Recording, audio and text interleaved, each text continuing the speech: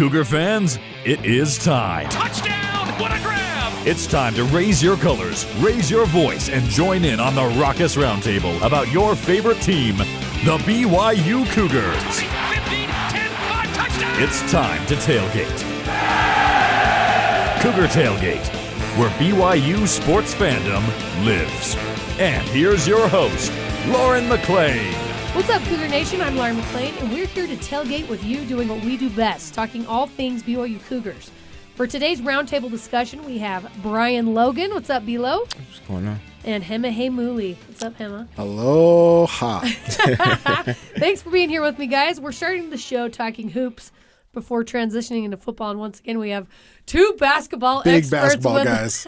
Huge. Don't lie to these people. B-Lo loves basketball. I actually want to know, Brian, how were you at basketball growing up? I was really good. Were you? Yeah. I would say I'm good. If, like, now to this day I could play. Yeah. As long as I'm taller than everybody. Then I'm good. So I remember So playing. you're playing with, like, elementary school kids. Yeah. No, that's Right. right. So when I got into high school, that's when I stopped. I didn't have any intentions to stop. It's just when I got to ninth grade, everybody started like their growth spurt, and I didn't. So I was like, oh, there's no way I can compete. So I just hung them up right there. Really? Yeah. But you loved basketball growing up. Did you watch the NBA or anything? Yeah. I was a Kobe fan. Okay. A little bit of Jordan, but really loved Kobe. I watched the NBA. Now. That's all right. Yeah. It's cool. I'd like basketball. I do like basketball. All right. Well, BYU basketball is having its best start since 2011. It's the best start in the Mark Pope era, with notable wins over San Diego State, Arizona State, and NC State. Its only loss coming against the Utes. Boo! We're going to start off the show by discussing which of Mark Pope's wins in his 5 years as head coach is the best or the most significant. All right? And Hema, I know you're going to know these, all right? We're going to start off in 2020. Obviously. BYU beat Gonzaga 91-78. It was a senior night at the Marriott Center for TJ Haws, Jake Toolson, and Yoli Childs. Gonzaga had only lost one game all season going into that matchup, and they were ranked number 2 in the nation as well. Yoli Childs absolutely dominated with 28 points, 10 rebounds, and TJ Haws had 16 points, 8 assists, and Jake Toolson finished with 17 points and 6 assists. Unfortunately, we all know what happened a couple of weeks after that game, and COVID ended the potential Final Four run for that magical team. Do you remember that? Of course I remember that. It was freaking amazing. Like, what was even cooler, if you remember, was prior to that season, Mark Pope does his Midnight Madness every year, right? Yeah. Which is the kickoff. If you're not familiar, it's the kickoff to the basketball season. Everyone fills the Marriott Center at midnight, and they have like this giant party, basically. Well, at that party that year, they practiced storming the court for big wins. Completely, looking into the future. Mark Pope had, he knew what was coming, and then there it was. In the end of the season, beating Gonzaga, amazing. How do you practice storming the court? Was it like, here are the safety protocols to not trample on each other? I mean, I think it was just a fun thing. You know what I mean? Yeah, I think you just go for it. It's like every man for himself. Yeah. He just was hyping everybody up. Yeah, it was just hype. But I love Mark Pope. Yeah. What a cool guy. That was incredible, and that was so heartbreaking that it had to end with COVID because... Terrible. That team was special. What happened? Yeah, so literally, a couple weeks later, the COVID started becoming a thing because that was, even, from a larger vision, right? Like with Rudy Gobert touching the microphone. So that happened much later. Oh, okay. Then they shut down that game, and then things started slowly getting shut down, and eventually they shut down the March Madness, the NCAA tournament. Yeah. And it was terrible because the state of Utah had 2 really good teams. The BYU team was one of them. And so did they get their year back? Did they get a COVID year? I don't think they did at the time. I think they came out later. They were, they weren't too far, and really their stars were seniors. Yeah, all the seniors. Yeah, so it was done. They should apply for a COVID year.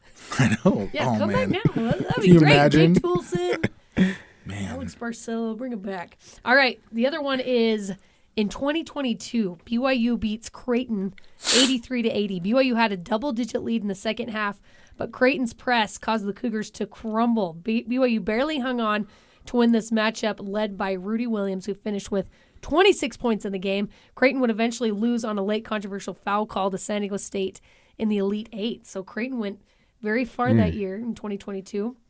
And so I think that was a huge win in the Mark Pope era. That was kind of like one of those wins where, like, you know, even if you're not a basketball fan per se, you're like, I've heard of Creighton. Like, you've heard of Big East basketball, you know, so you know, you're familiar. It's a brand, right? Right. And Mark Pope having beat that brand. I think it was in the Battle for Atlantis. Was that the tournament that BYU beat him? Like, it was a big deal, and it's just another feather in the cap of Mark Pope, you know, getting things. It's all leading up to, like, this season, right? This season's, like, the best season of BYU basketball ever. And so far. You could see so far. But you can see the pieces coming together in, like, 2020, Yes, 2022, absolutely. 2021. Yeah. Creighton's one of those basketball teams you look at on your bracket, and you're like, I really don't know much about you, but I know that name. Right. And you usually go far, so let's mark you as a win. I feel like that's how Creighton is. All right, take us to the next one, Hema. The next one will be BYU versus San Diego State in 2021. BYU's first big matchup of the 2021-2022 season at the Marriott Center. Neither team was ranked, but it was a back-and-forth fight, and BYU eventually came up on top behind a 17-point performance so I remember actually this. San Diego State, I would say that San Diego State is like one of BYU's rivals, right? Yeah. Yes, absolutely. 100%. Basketball. Going further back to, like, you know, Kawhi and Jimmer, right? Like those battles from back in the day.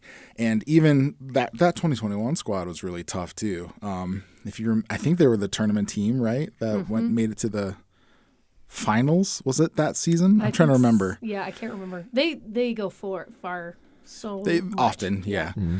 But anyways, that is one of Mark Pope's best games. The next one I have is BYU Oregon 2021. Again, another brand that Mark Pope was able to beat, which is really unique. But this one was unique because it was at the Moda Center where the Blazers play.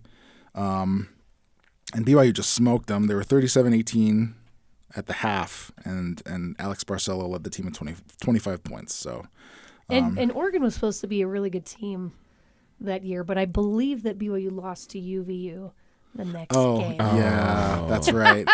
Well, it was like 2 years in a row, right? And I think it was that year, then the next year. So that was I think that was a huge win, but I think the fact that they lost right after was like, it kind of just took the wind out of the sails for BYU fans as far as that game goes. That's like, whenever you play an emotional game, you like get up for it, and you win, you have like such a high. It's really hard for a team to reset and like be even keel and come back and focus, because you still going to class next week. Well, some of us go to class next week, and you're on campus, and everybody's high-fiving you. Teachers are like, oh, you don't got to worry about that assignment. Girls are, coming up to you more. So it's kind of hard to put that in your past, right? And hit that reset button. But yeah, anytime, I think in any sport, when you have a big win, you come back and you lose, it's like, what you did before that is even better, though. I know. But you think about that UVU team, though, too. It's like the quintessential, like, trap game. Yeah. Because, they had Mark, what's his face? What's his last name? Mark. Another Mark. It was, I remember because in our pregame show, we had the Battle of the Marks, right? But I can't believe I can't remember his last name. Mark Madsen. Yes, thank you. Thanks, Terry. Mark Madsen, and who's a great coach, and now he's at Cal. But like that was the quintessential trap game, because you have a high win, and then you kind of let down a little bit. You're not too careful, and then that team will get you. But yeah. Well, and then for UVU, coming against their old coach and Mark Pope, and against BYU, who runs the town, and it's just huge. They're going to play their best game, and BYU is coming off that high, so. Tough one. All right, let's go to 2021, BYU versus Utah. BYU beats them 75-64. Below. Yeah, so BYU was trailing at the half by 2, but proceeded to outscore the Utes 48-35 in the second half. Caleb Lohner shined as he had a double-double, and T-John Lucas led in scoring with 18 points. I remember that as the Caleb Lohner trash talk game, because he was waving to the crowd. Caleb Lohner. And BYU ended a decade-long drought in the Hutchman Center. So, Yep, that's huge. you know, prior to the game, BYU didn't win in there since 2011. Yep. Okay. So, Any win over Utah is big. Yeah, yeah. It is. And Huge. especially because there's something about that decade with the Utes, right? There's something about 10 years with the Utes. yeah, it was losing to it was them. kind You of gotta- like a biblical curse or something. You know, it's just like It must after have these been. 10 years is over, then you guys can start winning again. Yeah. All right, and then we're going to go to the last one. In 2019, BYU versus Houston. This one, I think, was just massive in the Mark Pope era. BYU wins by 1 point. BYU was ranked 18th. Houston was ranked 22 going in the matchup. It was their first true road game of the season. BYU had gotten out to an early lead at the half, and Houston took a 1 point lead with 5 seconds left. And who can forget TJ Haas? Dog. Love that Dog. guy. Dog. Hit the miracle shot that bounced in as time expired. And this was in Houston. The fans were just silent. And I love that this is a kind of a preview of a Big 12 matchup that's coming. True. Yeah, and that was Which we didn't know, obviously, in 2019. Yeah, and no, 100%. And who knew that Houston? We knew they were a good team, but like they turned into a juggernaut. Yeah, they did. In hoops, Yeah. and like that's really cool. Plus, I remember when TJ Haas hit that shot, I had photoshopped. So there's like this pic. So he hits the shot right, and he turns around. He's just got this mean mug on his face, and the camera took. Someone took Yeah. a picture of it, and I photoshopped him with like a teardrop tattoo and like face tats. Because I'm like, that's the guy. That's the guy. guy. That's Yeah. hilarious. Hilarious. Yeah. To me, that was the number one win in Mark Pope's 5 years so far. I think because Houston, I think they went on, gosh, they did really well in March Madness that year, maybe even the Final Four. So Houston was very, very good. That was just a huge win for BYU and for Mark Pope to give him confidence. And I loved it because for me personally, I'm like, okay, Mark Pope can do hard things. Yeah. Like he can push his team to do hard things and to win against these big teams.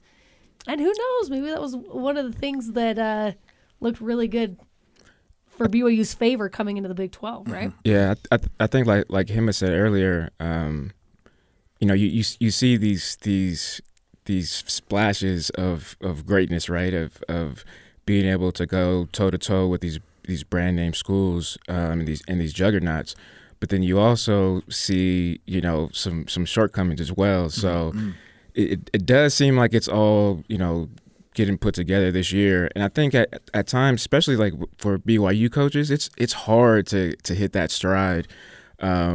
I would say faster than an average coach at probably an average place, just because of recruiting, and then you throw in transfer portals and things like that. And especially with basketball, basketball was different than football. Like guys were sure. going out left and right. And it's like basketball is like the margin of error is smaller. 'Cause Right. You got a smaller roster. You really got to hit on these guys, Yeah. especially like people you sign that end up going on missions and things like that. Like you hope that they pan out after they Right. get back because you don't Yeah. have a lot of roster space Yeah. to bring in someone new. That too, the mission. That's another part that's unique too, right? It's like it's the mission, and then you have to deal with guys and their mission legs, right, and getting them back up to speed. Whereas other coaches that in other programs, they don't have to deal worry with about that. So, it's taking some time, but I think he's right on schedule based off of the stuff that we say he has to go through. I remember talking to Dave Rose a handful of years ago, one of his last years coaching, and he was so tired. I remember talking about the transfer portal and just guys leaving up and leaving. I remember how frustrated he was talking about that and how just difficult his job is. Yep. Just being a head coach for a collegiate basketball team and then BYU on top of that with the missions, and you're just trying to fit. It's like, it's like mind-boggling. It's just crazy. Yeah. So much stress. So you got to hand it to Mark Pope for how well he has done in these 5 years. He hasn't been perfect, and now you're throwing on NIL on top of that. Yeah, So it's you're right. That's a good point. so difficult. So hats off to him, man, especially this year. For sure. Where they're doing so well. So because we miss so badly having to take tests and finals in college, right, guys? We miss that? No, oh, come on. I didn't have to take I actually tests. do get like PTSD like every around this time every year where like I feel a knot in my chest. When you see all the students having to go off. But you're it's like, I don't have any papers due. Oh, yeah, I don't have to take any tests. I'm cool. Yeah. You wake up in the middle of the night in cold sweats. Like, oh yeah, I'm not a student anymore. Yeah. Yeah, we're going to test our BYU basketball knowledge by doing some trivia. So let's invite our producer, Terry, on, who's going to read us the questions. And then, you know what, we're going to start with Hema. Then we'll go to me. Then we'll go to Brian. Because we're going to throw Brian a bone here. He's more of a football guy, you know what I mean? All right, Terry, what's number one? Number one, who is currently averaging the most assists per game on the BYU basketball team? Who do you got? Oh, you want me to go first? Yeah. Dang it. Yep. I'm going to say Dallin Hall. I'm going with Dallin Hall. Me too. Who is it, Terry? I need a buzzer. That's wrong. It's Spencer Johnson. Oh, is it really? 4.9 per game. Okay. Good work, That makes Spence. sense. Yeah, in last show, we were talking about how he maybe shouldn't be in the starting lineup. I mean, Sorry, I was imagining a second unit guy because Jackson's the guy that's scoring. So Yes, Yeah, absolutely. Anyways. All right, number two. Who is currently averaging the most rebounds for the team? Noah Waterman. I'm going to say Noah Waterman, too. Yeah, he's getting about 7 per game. I was gonna say no. 7 rebounds per game. Noah Waterman. He has He's a turned it beast. on Yeah. from last year. Like, he's He's a different player. He's a totally different player. I remember being like, and not even, this sounds so rude, but last year I'm like, this guy's ginormous. What's he doing? Like, why isn't he scoring more? And why isn't he For real. getting more rebounds? And then he comes out this year, Was he just soft? It was just like, it didn't click for him. I actually talked to Mark Pope about this, and he talked about the process that Noah went through in the offseason and how this year it finally just turned on. That and light you could bulb. see it. Yeah. that's a thing. That's a thing. And That's a it's, thing.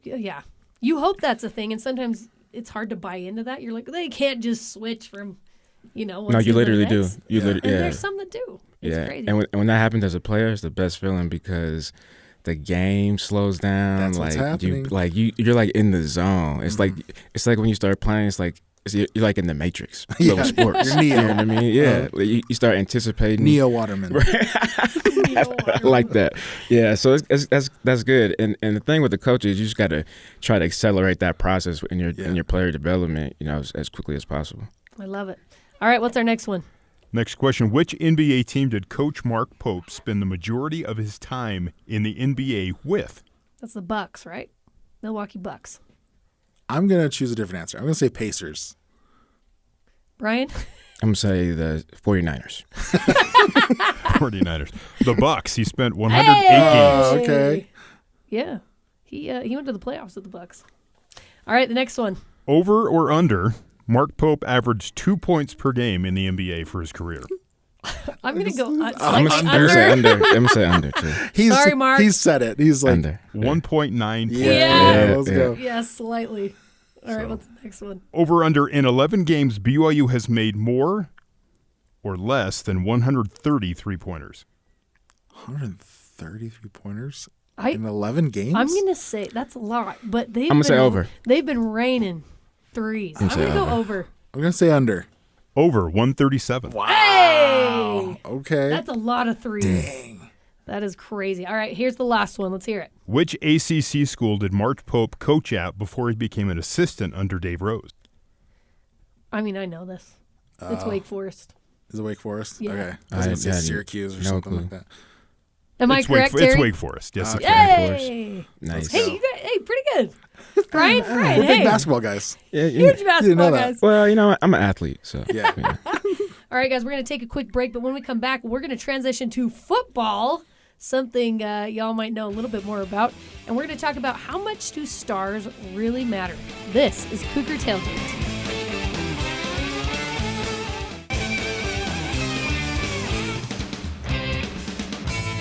Welcome back to Cougar Tailgate. I'm Lauren McClain with Hema Heimuli and Brian Logan.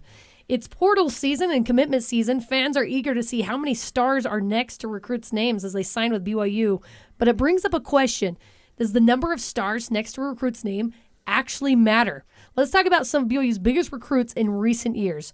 Jake Heaps, 4-star. Tanner Mangum, 4-star. Chaz Ayu, 4-star. So these are some of BYU's biggest recruits. Some of BYU's most successful players, however, Fred Warner, 3-star. Jamal Williams, 3-star. Puka Nacua was a 4-star. Tyler Algier, 2-star. Zach Wilson, 3-star. So let's pretend you guys are Kalani Sitake. What are you looking for most in a recruit, Bilo? Do the stars matter? 5 stars. Oh, of Truly? course. Yeah, Of course. Yeah. I think stars absolutely matter. You look at the top teams in the nation, like Georgia, Alabama, in Texas, like their roster is made up of 5 stars. So they absolutely matter. That doesn't mean that you're gonna win a national championship though every single year. Yeah. But the data does support that teams that have the top recruiting roster in terms of stars, they end up being really successful. Yeah. So clearly it's not a flawless system because we've seen on some of these guys that didn't pan out and some Sure. that did pan out that were lower stars or just didn't get looked at as much as some of the other guys. But what about for you, Hema? If you are Coach Sitake, what are you looking for in recruits? I think stars do matter. That's just the short answer. But I think if we're asking, are they what matters most? I think that's a different answer. Like that's a different question with a different answer. I think what Coach Kalani is looking at right now and staff, obviously they're looking at stars. You want to get the best performers in high school that you can, and that's what the star system does. But what also matters is real-time, high-level football games under your belt. And that's kind of where the transfer portal is starting to kind of pan out for schools, right? Is they get these transfers, whether they're JUCO, whether they're FCS. Yeah. They're teams that or they're players that have played in big games at that level. Yeah. And we saw with like Eddie Heckard last season, it panned out. He's played in big games, and it showed in big games in the Big 12. So so my short answer is stars do matter, but they don't matter the most. Yeah. I think. I think BYU's is, and probably some of the academy schools are very challenged when it comes to recruiting. It's tough. Because not everybody wants to come to BYU with that deliver honor code, right? I think that I've always said this, there's certain personalities that are attached to certain position groups. And like DBs, right? Like we just got swag. We just different types of dudes. If you do say so yourself. We got sweat. We're super good looking. Some of you have swag. I'm just saying this is what I've been told, by the football community. Yeah. But I mean, like big personalities. Look at somebody like Deion Sanders, right? Yeah. Like, think about all the Sauce corners. Gardner. So that's what I'm saying, right? Like we're different in our mindsets, in our mentality, and that type of guy is not gonna find BYU attractive. Sure. You know what I mean? So, and there's another personality type I would say similar to DBs would be like a D tackles, right? Like that's the other group that got some swag. Flash, the flag, right? Like you can even tell just by how they dress. Oh yeah, you play DB. Oh yeah, you're a D tackle, right? And so the challenge is how do I come up with a strategy to think outside the box to recruit these type of players that I know it's going to be a challenge because of the lifestyle that they probably want to live versus the one that they have to live here. So, yeah. 100%. I think Kalani has said this multiple times. He likes recruiting kids that want to be here. Yeah. And I don't think he means like at BYU per se. I think he does want to get the kids that want to come to BYU, but I think he gets – we mentioned Eddie Heckard. He's a DB that like is not flashy. Right. Let's be honest. He's humble. Yeah. He's soft spoken, but he can like lay a hit, right? And those are the kind of people I think that will find BYU attractive, and people that Kalani frankly goes out to try to get. Yeah. That's not to say that like he can't get people with flash or anything like that, but it is there is a type. Yeah, right? Exactly. Yeah. And I think too, so you always got to build on your strengths. So BYU can always get linemen, they can always get receivers, they can always get tight ends, they can always get quarterbacks, right? So continue to build on those, but when it comes to corners, maybe you have to go to the FCS level. Maybe you have to go to the schools where guys are getting overlooked for whatever reasons, right? or getting a guy like Maury Bamba as a corner who, I think it's his third year or fourth year ever playing football, right? And then having these guys, develop into the athlete that you want. Maybe you get a track guy, right? Maybe for defensive tackles, maybe you find, I don't know, a rugby wrestler or rugby. You know what I mean? You get what I'm saying? Yeah. Exactly. Athletes, and then you just develop them. So you find the guys that have the intangibles, that have the height, the weight, and the speed, but they just may not have the football development needed yet. But then you go and you develop those guys. That makes it so much harder as a coach. Like, I mean, that puts, you think about like all those things, just listening to you, I was like, oh my gosh, like that puts so much pressure on these coaches when they go out and recruit to find the right guys that want to be a BYU that maybe have been overlooked. And I mean, I love the example of Eddie Heckard, honestly. Like a guy, he wants to make it to the next level. He wants to be seen more because he feels like he has that talent to make it to the NFL. And so BYU gave him a shot, and he did it. I think he did such a phenomenal job of doing that. So if you can find more of those guys. Right. That's easier said than done, right? Way easier Way said more than Eddie done. Heckers. To your point, too, this is what Bronco, like, why Bronco loved recruiting guys that have chips on their shoulders. Yeah. Because he would come in, Bronco would be mean in a strategic way. He'd come into the game or pregame or start of the week, right? So we're playing, I don't know, some team. And Monday he goes, "You're not better than them." Like looking around, like, wait a minute, It's Portland State. He's talking to you. He's not talking to me. He's talking to you.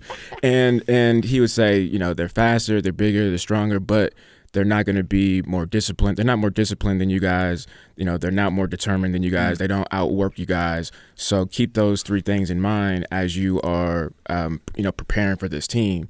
Is that make sure that they don't outwork you. And so, an average kid, like a 5-star kid, that's probably not gonna be received well at Georgia, right? Because it doesn't make sense to. But somebody that like me, that's 5'6", shouldn't be on the field, or all these walk-ons or guys that got overlooked. We're like, we feed into that message, right? We're like, oh yeah, that's right. So there's got to be like this combination of finding a guy, one that's overlooked, has a chip on the shoulder, but then also has the talent as well. And I think that's like the sweet spot for BYU. Yeah.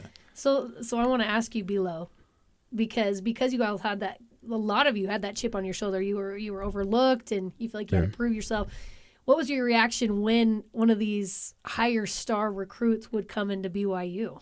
How did you guys react?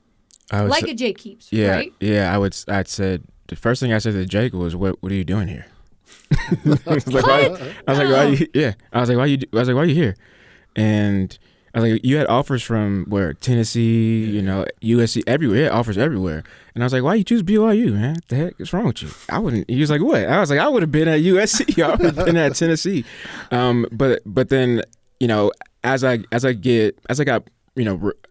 left the program as a player and started to put my analyst hat on, I realized that the love that these 5-star kids had for BYU because of the church. And so, so to answer your question, I feel like BYU should have every 5-star LDS kid. Period.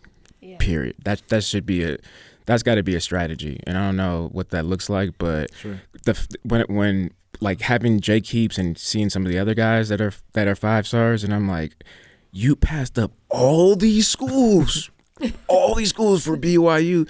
Yeah, this is possible. This is possible for this program to have more recruits like that. Yeah, absolutely. And I mean, it's still going to be extremely difficult because even if you're an LDS kid and you get an offer from Alabama or Tennessee or Georgia, I mean, it's not like sometimes BYU absolutely is going to be at the top of the list, but I mean that's where the difficult job of these coaches comes in, and you have to be able to wine and dine and get them here. I'd be talking. Look, if it was me, I'd be talking to all the bishops. You know what I mean, right? Like you got to use the church to a mass email to every bishop. Yeah. What do you got out there? All right, we're gonna do some football trivia now. Let's bring back on Terry to help us out. Terry, when you're ready, give us number one. We're going to start with Brian this time, since it is football related, all right? Let's go. Which NFL team in the AFC did Coach Sataki sign a free agent contract with? Oh, I didn't even know he played in the NFL. Colts. Hema? Bengals.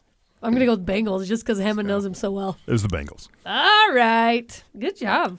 I know, Kalani? that's crazy. I learned something new today. There you go. All right, number 2. Who did Coach Satake get his first win against as head coach of BYU? Arizona. Arizona. Arizona. There you go. Yep. Arizona. Number 3. What was the highest ranked team BYU has defeated in the Satake era? I think it was number 3 USC, right? And wasn't that when Keaton Slovis was the quarterback? I don't think were they 3? Or was that? I mean, it would have to be early in the season. Yeah. So, yeah, I'm going to say USC. That sounds about right. What was it? It was number 6 ranked Wisconsin.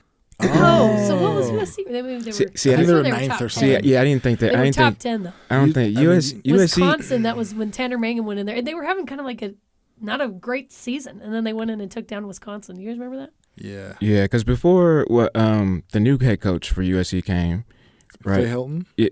Before that.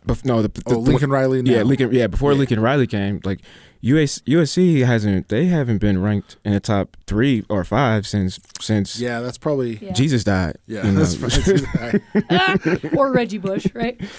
Oh yeah. That's exactly. That's long. That's how long one it of was those. ago. That's how long it was ago. All right, here's the last one. The last one, true or false, BYU has scored 70 points in a game during the Satake era. I think 70 I points. think false. I think they False. scored in the high 60s though False. against His highest scoring game was Toledo. Virginia. Oh, was it Virginia? Okay. That was like 60 something, right? I think so. Yeah, so I'm going to say false. Okay, false. They got 66 twice. Oh, 2020 versus North Alabama, and then 2021 versus Virginia. There okay. you There go. Good work, Man, you guys. 70. I would have kicked Should it. put a 70 burger. Right? You got to get a 70 Kneel it on the down. resume. Got to, right? Kalani's too nice. I know he is too nice. He is. Yeah, maybe this next year. We'll see what happens. All right, guys, thanks so much. That does it for us today. Thanks again to Brian, Logan, and Hema Heimuli for coming on the show with me. Carter Bond and Tori Kimball helped produce this episode with senior producer Terry South. You can join the Cougar Tailgate wherever you get your podcasts, on Apple, TuneIn, Stitcher, Spotify, or on BYUradio.org. Cougar Tailgate is a production of BYU Radio.